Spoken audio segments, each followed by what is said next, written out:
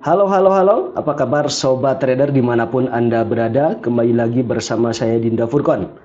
Pada kali ini saya akan sharing bagaimana mencari titik entry yang tepat ketika terjadi koreksi atau terjadi retracement.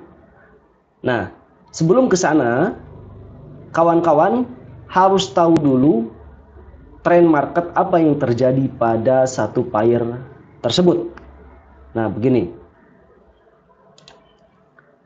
Oke, contoh kasus saat ini ada di USD CHF dan NZD CHF. Nah, namun sebelum saya akan menjelaskan, saya akan menjelaskan terlebih dahulu mengenai tren market seperti ini teman-teman semuanya. Ini wajib diketahui. Nah, tren ada tren naik, ada tren turun. Oke, ini contoh dari tren naik seperti ini teman-teman semuanya. Ini adalah tren naik ya.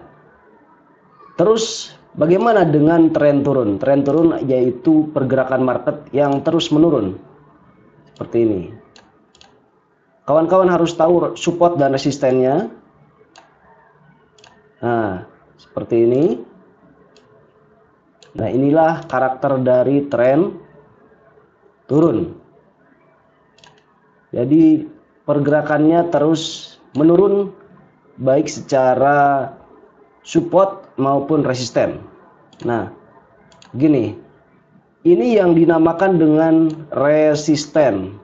Ya, saya tulis R. Nah, ini R resisten. Tuh ya. Dan ini adalah support atau titik bawah. Nah, begini. Ini juga sama, ini resisten. Resisten. Resisten. Ini adalah support. Support, support, dan support.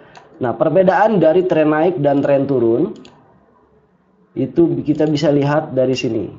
Nah, resisten semakin menanjak atau support semakin menanjak. Itu perbedaan dari tren naik dan tren turun. Kalau tren turun, resisten terus menurun, begitu juga support terus menurun. Ini yang dinamakan dengan tren turun. Ya, sudah paham ya? Nah, yang akan saya jelaskan di sini bagaimana mencari titik entry yang tepat ketika terjadinya koreksi dalam satu tren. Apa itu koreksi? Koreksi itu yang mana? Nah, contoh seperti ini adalah tren. Koreksi itu jadi begini, pergerakan market itu tidak langsung nanjak begitu, enggak. Jadi terjadinya sebuah gejolak harga seperti ini, naik turun sedikit, naik lagi. Nah, seperti itu. Nah, pada contoh kasus seperti ini, mana sih koreksinya? Koreksinya itu ini kawan. Ini trennya ya, sedang trendingnya. Ini kan suatu pergerakan tren naik. Nah, ini trennya, tren naiknya, ini koreksinya, ini tren naiknya, ini koreksinya. Nah, koreksi itu adalah kalau dalam tren naik, ini kan tren naik. Nah, ini tren naik. Nah, ini adalah tren naik. Koreksi dalam tren naik adalah penurunan sementara dari kenaikan jangka panjang, gitu ya. Jadi penurunan sementara ketika tren naik. Kalau dalam tren turun, mana sih koreksinya? Nah, kalau dalam tren turun, koreksinya ini. Ini penurunan panjang, ini koreksi sedikit, ini penurunan panjang, ini ada koreksi sedikit. Nah, begitu. Yang akan kita cari yaitu letak entry ketika habis dari koreksi. Ya. Contoh begini. Untuk mengidentifikasi bahwa itu tren naik atau tren turun, kita harus melihat dua puncak atau dua lembah terlebih dahulu. Seperti ini.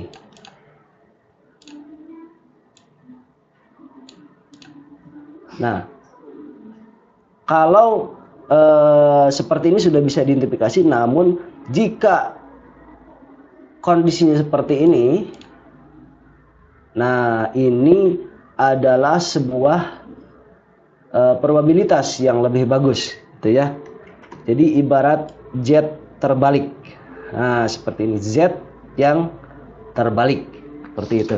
Ini tren naik, ini koreksi, ini tren naik. Nah, seperti ini. Yang akan kita cari adalah ketika pemantulan dari support sebelumnya, ya. Khusus pada kali ini, ini adalah support. Nah, ini adalah support, ini resisten. Ya, paham kan support dan resisten mana?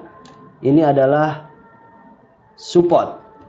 Nah, yang terjadi pada kondisi market seperti ini, yang jadi kekuatan mana? Yang jadi kekuatan adalah di area resisten sebelumnya. Nah, ini yang menjadi area kekuatan pemantulan. Itu contoh kasus yang terjadi pada USD CHF. Gini karakternya, ini kan turun, naik, turun, naik lagi, turun lagi, lalu naik lagi. Itu ya. Kira-kira di mana area kekuatannya? Ya, di sini. Di resisten sebelumnya. Di resisten sebelumnya begini. Mana? Oke, sisipkan ya kotak. Nah, di sini. Jadi karakternya saya hilangkan yang ini. Jadi begini. Mental-mentul di sini naik sedikit, lalu ada penurunan.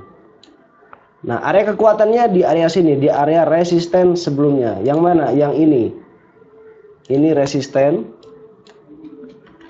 R. Ini juga sama R. Nah, ini adalah sebuah kekuatan untuk area pemantulan. Maksudnya bagaimana? Maksudnya begini. Ini kan misalkan naik. Contoh kasus hampir mirip yang ini terjadi. Oke, biar tidak bingung. Biar tidak bingung, saya ke gambarnya begini. Nah, ini kan set. Nah, naik, menembus area resisten, lalu memantul kembali pada area resisten sebelumnya. Nah, ini kan jadi kekuatan. Nah, yang akan kita cari yaitu potensi pemantulan di sini. Nah, ketika ada pemantulan di sini, kita bisa melakukan entry buy. Ya. Kita bisa melakukan entry buy. Area ketika ada pemantulan seperti ini. Contoh kasus seperti ini. Nah, ini kan naik lalu mantul. Nah, ketika probabilitas seperti ini kita bisa melakukan entry buy. Namun di sini ada sedikit tembok ya. Nah, di sini kita bisa melakukan entry buy. Maka dia turun lagi ke sini. Nah, seperti itu. Itu contoh satu kasus di USD CHF.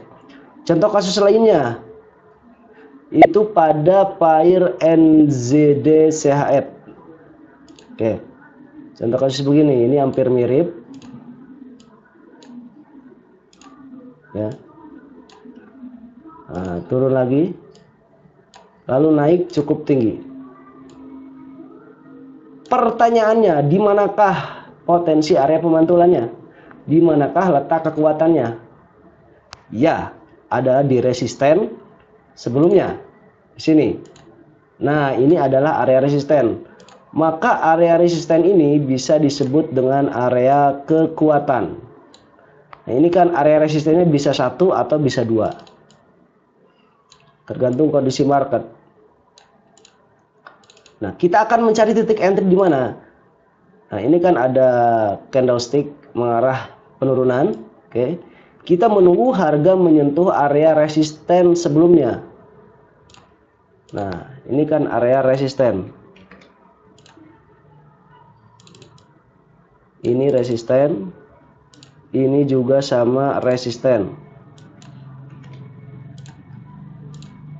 Ini area support. Ini area support. Nah, seperti itu. Jadi kita menunggu pemantulan ke sini, ke area resisten sebelumnya di area 0.6408 kisaran sana. Kita tunggu ada penurunan ke sini, baru kita bisa melakukan entry buy, atau bisa juga dengan kita bisa melakukan buy limit. Oke, misal buy limit, tata cara buy limit, klik kanan ya, perdagangan, order baru ya. Di sini volume, tipenya kayak saya jelaskan karena bisa saja ada yang belum paham gitu ya. Kayak ini pilihnya buy limit. Ketika merencana pembelian harga di bawah harga running, bawah harga sekarang, atau dalam artian memesan harga maka memesan harga untuk melakukan pembelian, maka kita bisa lakukan entry buy limit. Oke. 6408. Oke, saya tambah 1, 09 bisa. Kan buy limit. Silakan lot disesuaikan. Nah, itu kan sudah ada buy limit. Nah, ini di sini ya, buy limit. Saya perbesar lah bisa biar lebih paham. Jadi kita menunggu harga ke sini. Maka kita melakukan pemesanan di harga 0.6408. Nah, untuk setting stop loss-nya, kawan-kawan bisa setting di area support sebelumnya. Atau ini 063, misal saya turunkan dikit, 06357. Nah, ini stop rugi 06357. Nah, ini untuk area stop loss, untuk membatasi kerugian jika ada pergerakan yang tidak diinginkan. Nah, ini harapannya ketika ada pemantulan ke sini, ini market bergerak naik. Ingat, lihat ke kiri juga. Nah, ke kiri kan ini area support, area resisten, area support ya. Nah, bisa potensi ke area sini. Jika meneruskan, maka oke, di sini saya lihat dulu. Nah, ini resisten. Jadi resisten dan support sebelumnya teman-teman harus lihat. Nah, di sini lihat ke kiri. Ini support sebelumnya. Oke, ini juga ini resisten sebelumnya ya. Sebelumnya dari ke kiri-kiri banget, pokoknya ke kiri banget. Ini kan kiri. Nah, ini kiri banget gitu. Di setelah ada pijakan ke sini, potensinya naik ke sana. Jika menembus lagi, maka akan ke resisten. Jadi ingat ya, selalu lihat setelah kita analisa, harus lihat ke kiri ya. Ini kan support. Karena ini untuk jadi patokan atau jadi acuan untuk melakukan melihat area take profit atau stop loss gitu ya, untuk area khususnya area take profit. Selain itu untuk melihat potensi pemantulan harga.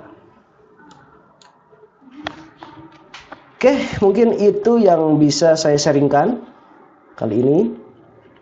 Jelas ketika kondisi seperti ini kita melihat, kita menunggu area pemantulannya. Kalau ini kan USD CHF sudah memantul tuh, naik turun lalu mantul lagi. Ini sudah terjadi. Dan yang belum terjadi yang ini. Ya.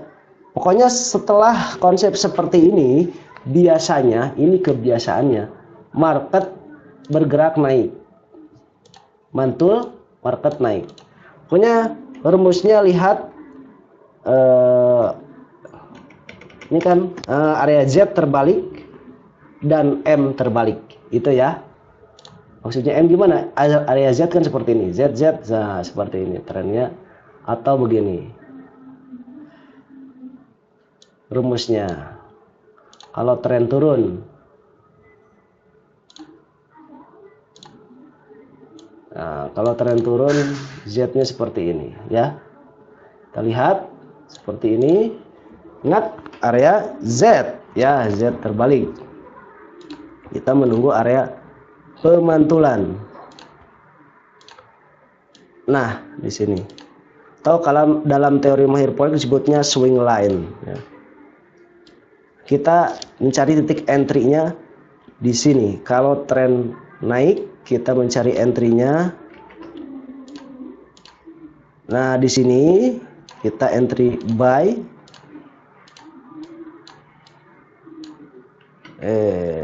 Nah, kita entry buy. Kalau ada pola seperti ini, kita mencari titik entry-nya untuk area sell, menunggu harga memantul ke sini. Ya. Baru kita sell.